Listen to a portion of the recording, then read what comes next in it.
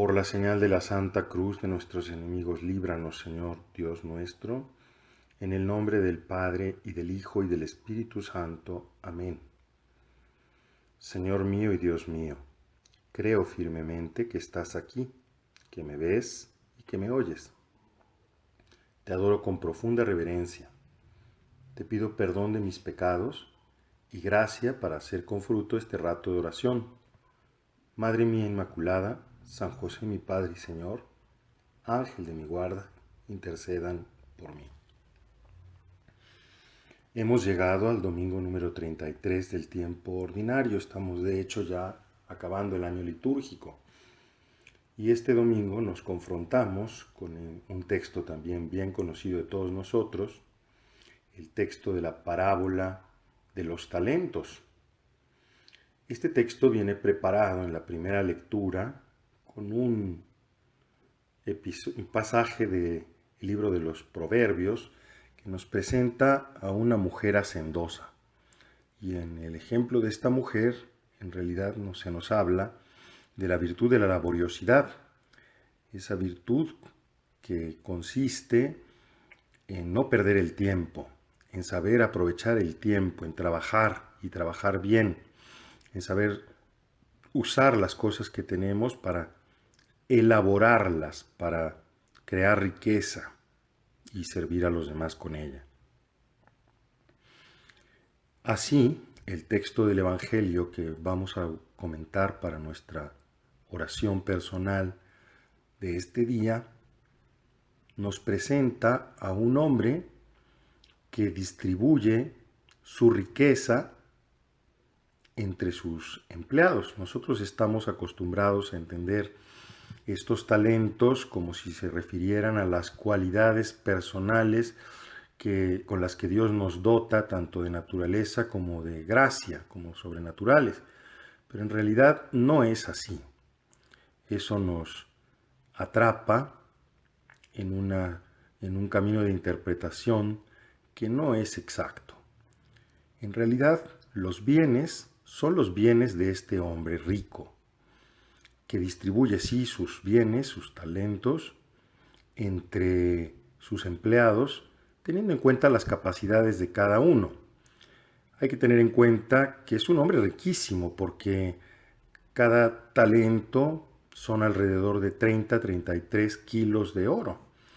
Entonces piensa tú que al primero, al que le da 5 talentos, le está dando alrededor de 160 kilos de oro.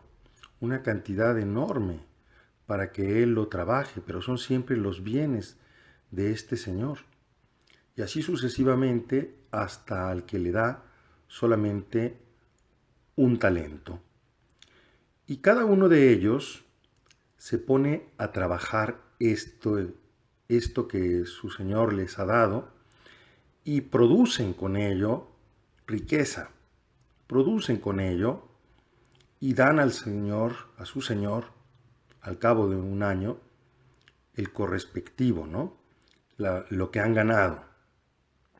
Y el Señor les dice: bien, siervo bueno y fiel, puesto que has sido fiel en lo poco, entra a tomar parte del gozo, de la alegría de tu Señor. Es curioso porque este poco, como estamos diciendo, en realidad no es nada poco. La pregunta que para nosotros está detrás en esta parábola en realidad es: ¿por qué el Señor no hace las cosas directamente?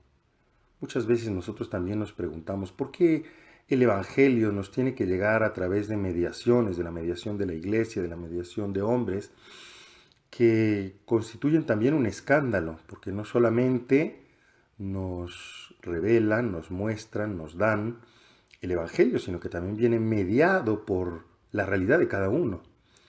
Y es que Dios nuestro Señor ama compartir sus bienes, ama hacernos partícipes de su obra, ama la sinergia que se establece entre nosotros y su santa voluntad para llevar a cabo su obra. Hasta tal punto que efectivamente es siempre poco, lo que nosotros podemos hacer y sin embargo ese poco es necesario. Piensa, por ejemplo, en cómo San Pablo nos dice: completo en mi carne los sufrimientos que faltan a la pasión de Cristo. ¿Cómo? ¿Cómo va a ser que la pasión de Cristo no está completa? Pues pareciera que se necesita ese pedazo que nos corresponde a nosotros también hacer, llevar a cabo. Dios ama compartir con nosotros su obra, hacernos partícipes de sus bienes. Y por eso es que cuando estos hombres fieles devuelven a su Señor lo recibido con lo ganado, con las ganancias, el Señor les dice que es poco, porque han sido fieles en lo poco, y que porque han sido fieles en lo poco, se les dará mucho más, se les hará partícipes del poder de Dios y sobre todo les dará la verdadera riqueza. Y esa verdadera riqueza, nos dice el texto, no es otra que el corazón, los sentimientos de este Señor. Él entra al gozo de tu Señor, participa del gozo, de la celebración, de la alegría de tu Señor. Por eso es que entendemos la extraña respuesta que da este siervo que es perezoso. El siervo perezoso le dice al Señor: Señor, yo sé que tú eres un hombre estricto, que te gusta recoger donde no has sembrado, así es de que tuve miedo y escondí tu talento, y aquí te lo devuelvo. Un hombre que en realidad convierte a su Señor en un malvado, porque desconfía del Señor, porque desconfía de la bondad de su Señor. Y es tan perezoso que ni siquiera se moviliza para al menos ponerlo en la banca y que ese talento produzca por sí mismo algo, sino que va y lo esconde, porque desconfía del Señor. Y es por eso que este hombre, porque es incapaz de participar del gozo de su Señor, porque es incapaz de fiarse, de entregarse a la voluntad de Dios, de fiarse de Dios, es arrojado fuera a las tinieblas, al llanto, a la desesperación y a la desolación. La enseñanza para nosotros es bastante clara, queridos hermanos.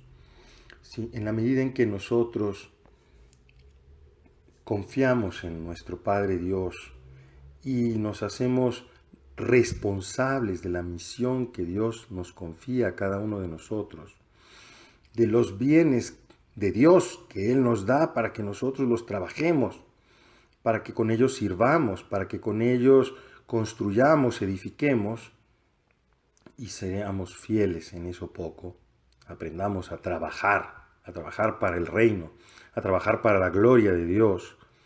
Entonces seremos partícipes de ese gozo, de esa alegría que nada ni nadie nos puede arrebatar, de ese gozo y de esa alegría que no acaba nunca, de esa participación y de ese entrar en sintonía con Dios, con su santa voluntad que nos da libertad y paz.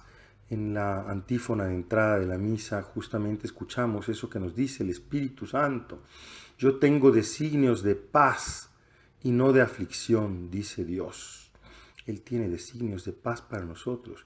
Y solo podemos renunciar a esa paz, a esa alegría, a ese gozo que Dios ha pensado desde siempre al crearnos con la dignidad de poder ser corresponsables con Él en la creación, corresponsables con Él en su obra, cuando nosotros mezquinamente desconfiamos de Dios, cuando nosotros convertimos a Dios en alguien sospechoso.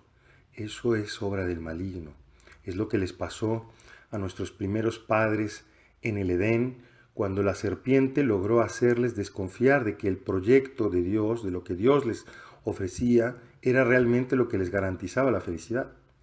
Pues bien, vamos a pensar hoy en este momento de oración, en nuestro diálogo con Dios, si verdaderamente nosotros creemos que Dios es nuestro Padre bueno, bondadoso, nos fiamos de Él y entonces nos empeñamos activamente para hacer su obra, para ser corresponsables, para aceptar estos bienes que el Señor pone en nuestras manos y ser mediadores de ellos para tantas almas, para tantas personas, y poder así producir los frutos que el Señor espera y así participar del gozo de nuestro Señor. Pidámosle a Santa María, nuestra Madre, que así sea en nuestras vidas, porque Él tiene designios de paz y no de aflicción para nosotros. Te doy gracias, Dios mío, por los buenos propósitos, afectos e inspiraciones que me has comunicado en esta meditación. Te pido ayuda para ponerlos en práctica. Madre mía Inmaculada, San José, mi Padre y Señor, Ángel de mi guarda, intercedan por mí.